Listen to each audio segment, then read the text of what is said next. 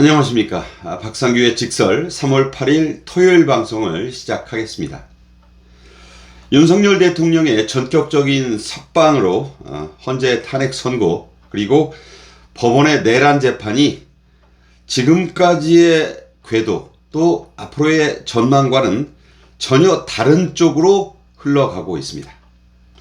먼저 윤 대통령 변호인단은 직위현 서울중앙지법 부장판사의 이 구속 취소 결정을 계기로 내란죄 적용의 정당성에 대한 추가적인 검토가 필요하다고 헌재에 요구할 가능성이 대단히 높아졌습니다.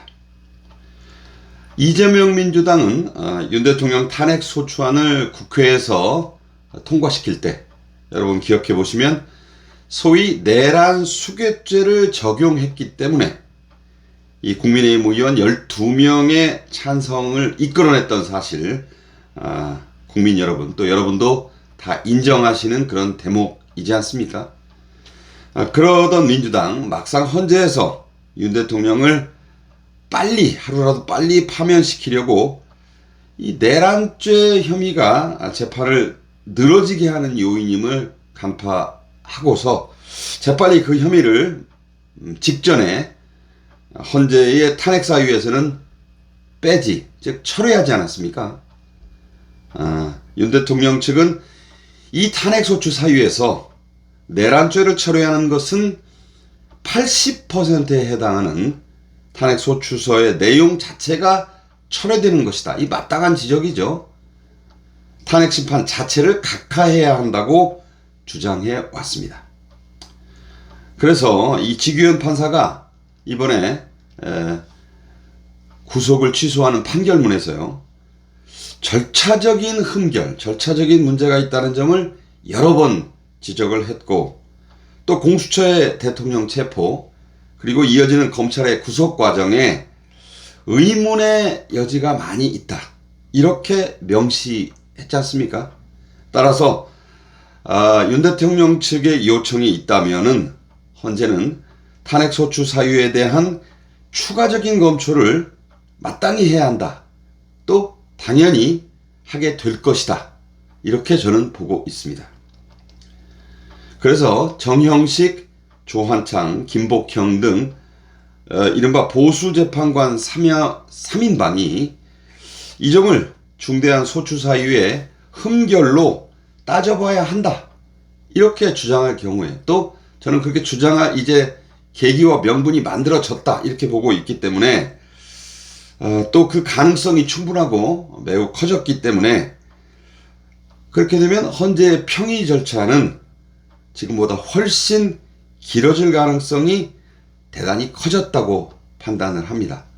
이걸 뭐 리셋 차원에서 다시 보는 것까지는 아니어도 적어도 이 부분을 따져야 한다는 그런 목소리에는 충분한 타당성이 있기 때문에 그리고 현재 분위기가 완전히 바뀌었기 때문에 그 점을 따지기 위해서는 적어도 열흘 이상은 평일 기준으로 해야 되지 않을까, 또 해야 한다, 이렇게 보고 있습니다. 이거는 제가 혼자 생각한 게 아니고요, 그런 의문을 품고 제가 아는 유력한 법조인들 또 대학교에 있는 그 교수님들하고 여러 명 통화하고 토의해서 내린 결론입니다.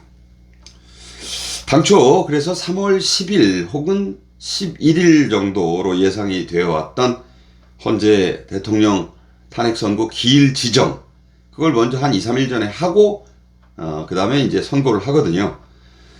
그래서 이것은 원래는 그때 하게 돼 있었는데, 자, 이건 윤 대통령의 구속 취소, 그에 따른 석방이란 상황은 전혀 고려하지 않았던 그런 시간표 아니었겠습니까? 따라서 지금까지 거론되어 온 이 선고 기일 이 자체가 이번에 윤 대통령 석방 그리고 그에 따른 어떤 절차적 흠결을 다시 따져봐야 된다는 그런 주장을 물리칠 수 없을 것이기 때문에 그 기일은 최소한 10일 이상, 그렇게 되면 3월 마지막 주, 제 개인적인 견해로는 적어도 3월 27일에서 28일까지는 가봐야 하지 않겠느냐, 또 그럴 가능성은 충분하다, 이렇게 말씀드릴 수 있습니다. 그래서 별개의 의견을 제시했던 이 보수재판관 3명, 이 3인방께서 그런 절차적 흠결을 강력히 지적해야만 물론 가능한 일이지만, 저는 오늘 이루어진 윤 대통령의 전격적인 석방, 그리고 오늘도 그 광장을 가득 메웠던 이 탄핵 반대 민심을 감안할 때 이런 지적은 당연히 나올 것이다, 또 그렇게 이루어져 갈 것이다 라고 보고 있습니다. 여러 언론에서도 이 점을 지적하고 있습니다. 오늘 서울 광화문 그리고 여의도 일대에는 경찰의 비공식 추산으로만 합쳐서 한 7, 8만 명, 드론 분석이나 언론사의 AI 분석을 제가 보니까 적어도 10만 명 정도는 충분히 운집했고, 서울 안국동 그리고 동로에 이 동십자가 있지 않습니까?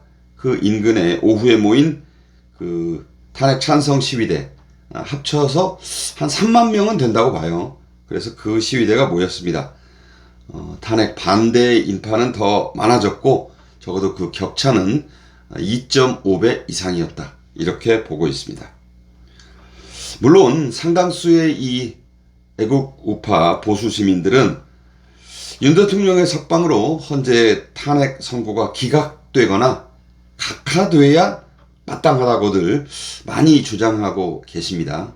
하지만 저는 그렇게 희망을 막연히 부풀리기보다는 헌재가 충분한 법리적 재검토, 그리고 문제 제기를 하는 데 대해서 이 재검토를 거쳐서 윤 대통령 탄핵 심판을 최소한 2주 이상은 충분히 해야 한다, 이렇게 보는 것이 보다 현실적이라고 판단합니다. 그 다음으로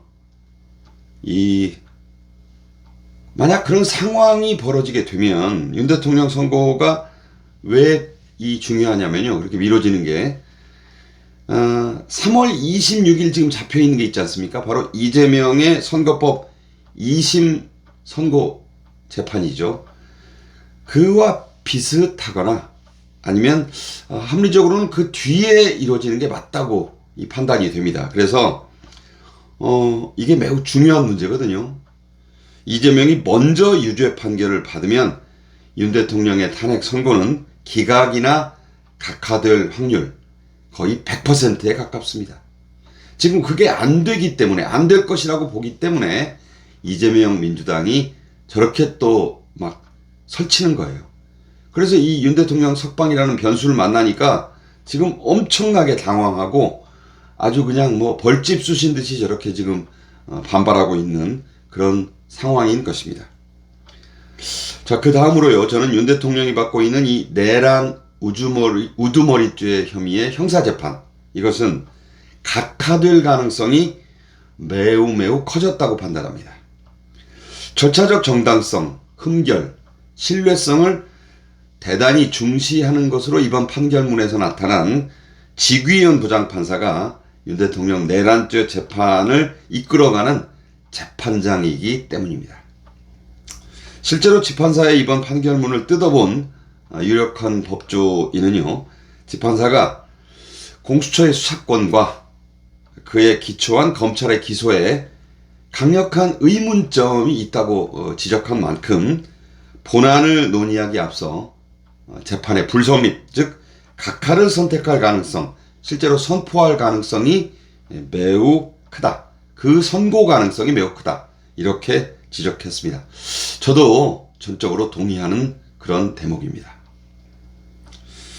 끝으로 제가 저번 방송에서 심우정 검찰총장에게 이번에는 배은망덕 대신에 저번에는 윤 대통령을 예상을 좀 업고 이렇게 구속 기소하라는 지시를 내렸었는데, 이번에는 좀 보온을 택해야 되지 않겠느냐, 이렇게 주장을 했었는데, 이틀에 걸친 적어도 만 하루 이상의 이 경론 끝에 수사팀의 의견을 좀 상당히 누르고 석방을 지휘하라고 결단한 데는 심 총장이 그야말로 독배를 드는 심정으로 보온의 길을 택한 것이라고 저는 보고 있습니다.